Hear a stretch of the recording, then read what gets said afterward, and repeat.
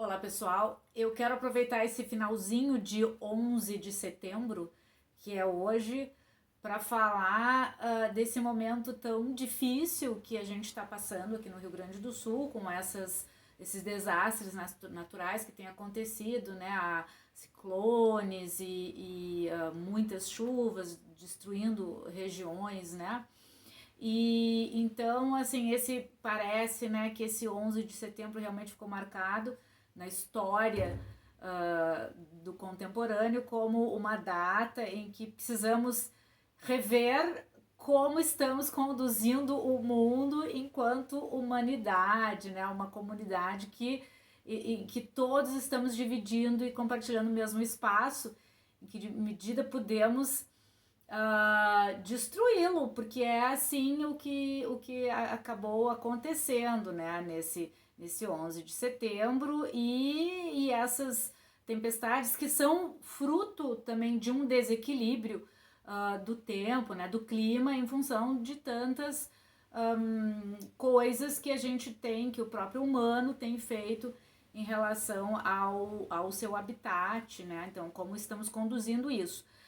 Na parte da pesquisa em leitura e cognição e linguagem e literatura, nós queremos melhorar o mundo e achamos que melhoramos o mundo fazendo com que as pessoas leiam a partir de textos que sejam significativos para uma construção ética da ideia de que sermos éticos é um modo de nos salvarmos, digamos assim, ou de nos protegermos das intempéries que são da natureza, mas em função da incidência do homem sobre essa natureza, certo? Então, esse 11 de setembro é um momento a ser pensado nesse aspecto. Estamos conduzindo e levando o mundo a um lugar onde gostaríamos? Será que melhoramos? Não sei. Eu estive agora num congresso da Unisc, eu contei no vídeo anterior, foi doado, né, dois Shakespeares para minha coleção, Mercador de Veneza. Fiz a disciplina de Direito Empresarial, em que nós discutimos o Mercador de Veneza, e ganhei esse Eduardo III, todos os dois com a tradução do professor Elvio Funk, inclusive comentada. E esse aqui também, que são 12 livros que abalaram o Rio Grande, são entrevistas com intelectuais, entre eles, por exemplo, o Fernando Henrique Cardoso, Paixão Cortes, a professora Regina Zilberman. Então, são pessoas que ajudaram a construir e a pensar o Rio Grande do Sul.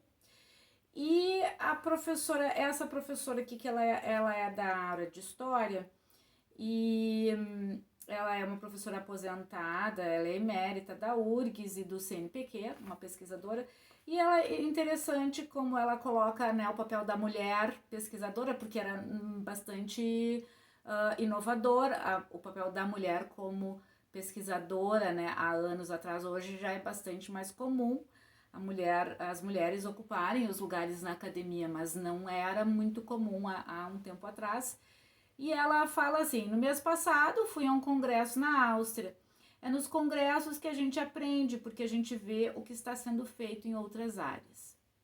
Então, eu estive no congresso o mês passado e realmente me coloquei, porque eu tenho nesse último ano só estado no papel de aluna de direito, voltei a ser uma aprendiz e olhar os olhos como estudante, mas tendo o arcabouço teórico e a experiência já da profissional, que fui durante 30 anos, porque me aposentei como professora, então é impossível a gente não ter os olhos também da experiência, certo?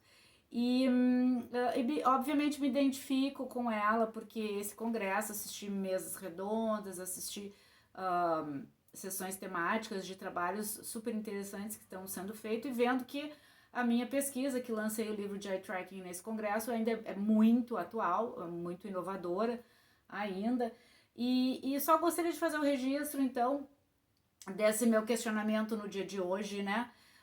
Eu tenho tido muitos problemas de tecnologia, de ataques de cibernéticos, né? Assim, muitas tentativas de golpe no WhatsApp. Agora mesmo a minha conta de luz veio exorbitante e eu fico pensando, será que é um problema? Eu não gastei essa luz porque é sempre o mesmo gasto mensal, então não tem razão para vir esse tanto. Aí a gente faz aquele trabalho de memória, né? Ah, mas será que eu não fiz isso? Será que não aconteceu aquilo? Então, retomando a memória para ver se a culpa é minha ou se há alguma coisa na RGE. E aí, então, vou ter que lidar com isso agora. Mas, assim, sabendo que esses ataques cibernéticos, eles também podem acontecer no direito administrativo. O direito administrativo existe em razão dos golpes ou das tentativas de crimes da administração pública, porque existe, infelizmente existe, né? A gente tem toda uma área do direito administrativo da administração pública, as leis de improbidade que falam sobre isso, não é?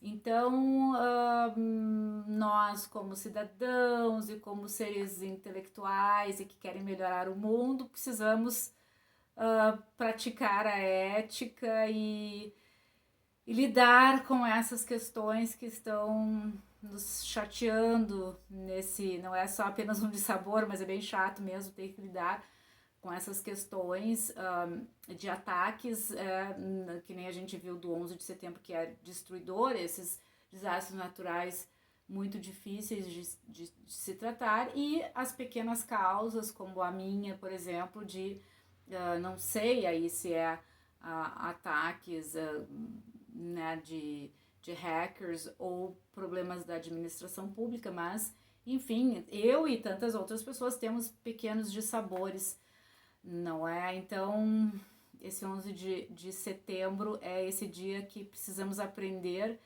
a lidar com essas questões para tornar nossa vida mais qualificada. Um beijo!